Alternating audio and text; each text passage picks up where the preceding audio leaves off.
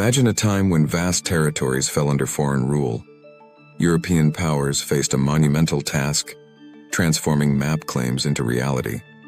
This video explores how they established colonial rule across Africa, blending military might, deception, and economic control. After the Berlin Conference, European powers sought to impose authority over Africa. Their methods differed, yet they shared common strategies: force, manipulation, and influence. Let's break these methods down into key categories. First, military conquest was a primary method. European nations deployed overwhelming force to crush resistance. Technologies like the Maxim machine gun gave them an advantage. Imagine a small army armed with outdated weapons facing artillery and steamships. The Battle of Omdurman exemplified this. 11,000 Sudanese lost their lives, while only 48 British soldiers died. Following defeats, Europeans launched punitive campaigns. They burned villages and instilled fear. For instance, in German Southwest Africa, genocidal actions targeted the Herero people, wiping out 75% of their population. British forces destroyed trade networks in Nigeria. To reduce casualties, Europeans recruited African soldiers to fight fellow Africans, creating a devastating cycle of conflict. Next, treaties played a crucial role in colonial rule. Many agreements appeared harmless to African leaders. Often they signed documents, believing they were granting friendship, while unknowingly ceding sovereignty. In the Congo, King Leopold II's agents signed hundreds of these deceptive treaties. Some African rulers sought European protection against rivals, only to find themselves colonized. The strategy of divide and rule emerged as a common theme.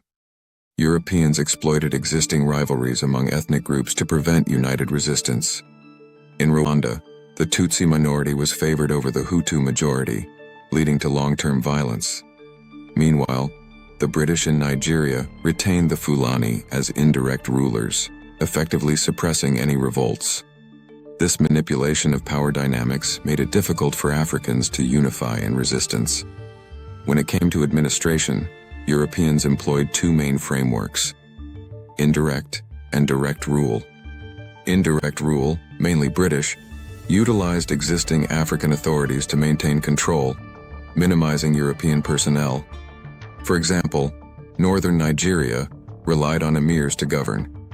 In contrast, direct rule, as seen with the French, dismantled African chieftaincies, creating resentment among local populations. This approach required more force and often relied on bureaucratic control. Economic coercion was another powerful tool. Europeans imposed taxes that could only be paid in colonial currency.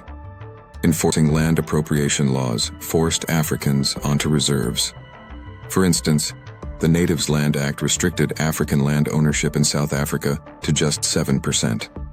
Control over trade routes was crucial. Railways and ports were built, while African merchants faced serious competition. Lastly, ideological and religious methods led to pacification. Mission schools spread European values, creating a class of collaborators who believed colonial rule was beneficial. Propaganda of superiority reinforced feelings of inferiority. Although successful for a time, these tactics often sowed seeds of resistance. In summary, Europeans employed a multifaceted approach to establishing colonial rule. They combined military action, deceptive treaties, divide and rule tactics, and economic control. Each method built upon the last, ensuring that resistance was effectively crushed. The key takeaway is understanding how colonial rule was established through a flexible system of violence, deception, and economic pressure. If you're interested in learning more about this critical aspect of history, don't forget to subscribe for more content like this. Thank you for watching.